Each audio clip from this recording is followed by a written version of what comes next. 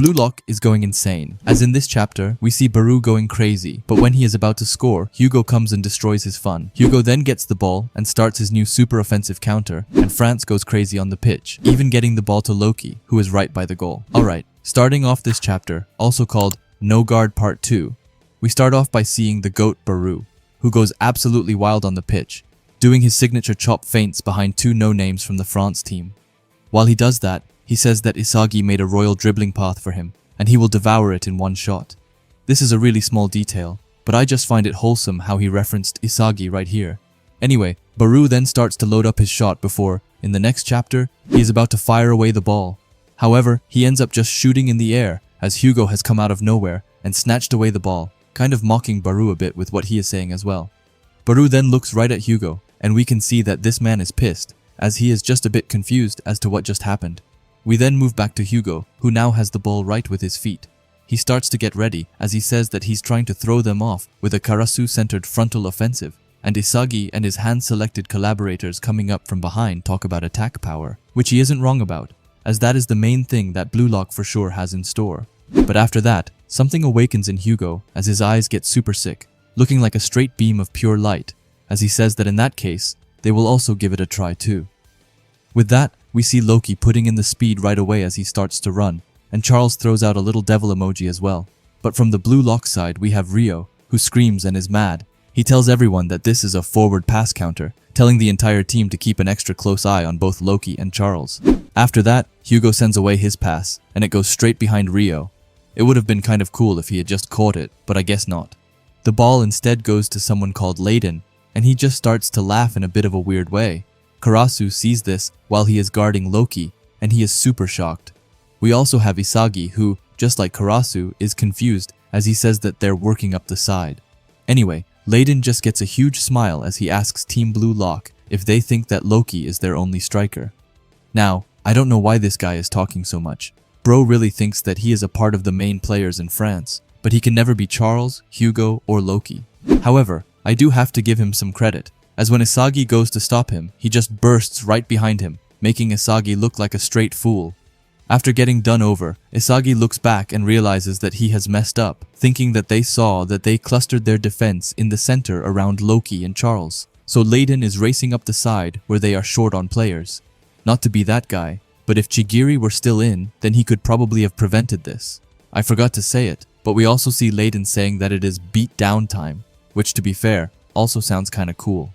We then move over to the bench, where we see Henri being super worried. She says that they instantly devised a counter strategy for their new tactic and switched to a laser-focused attack pattern.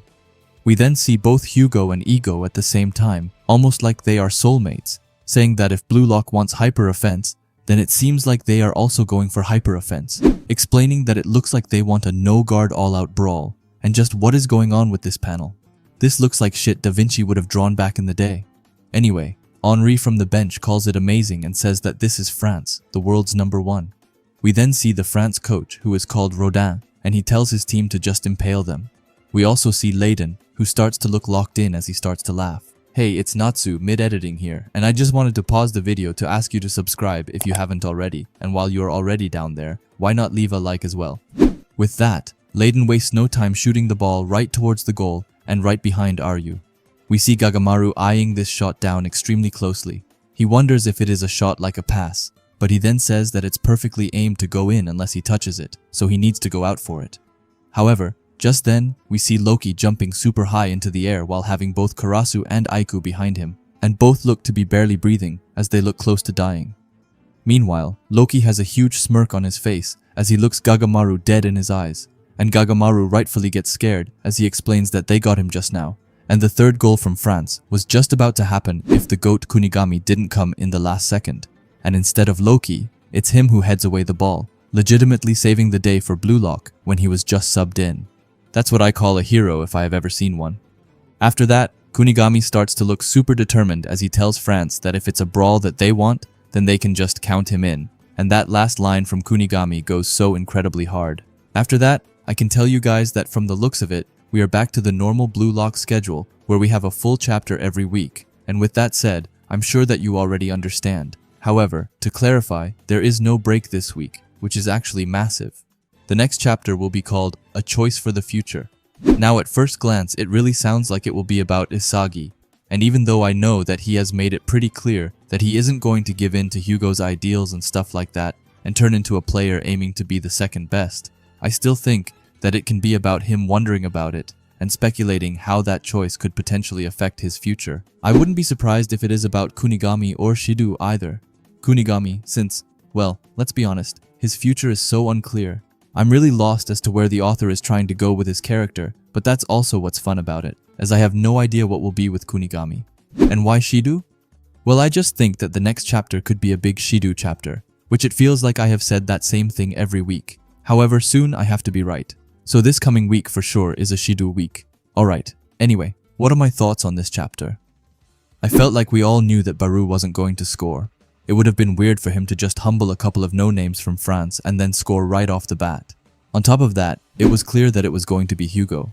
Like the authors showed us Charles and Loki really clearly in the first half, but held HUGO a secret, which, well, we obviously know why now, since he blocked Barou.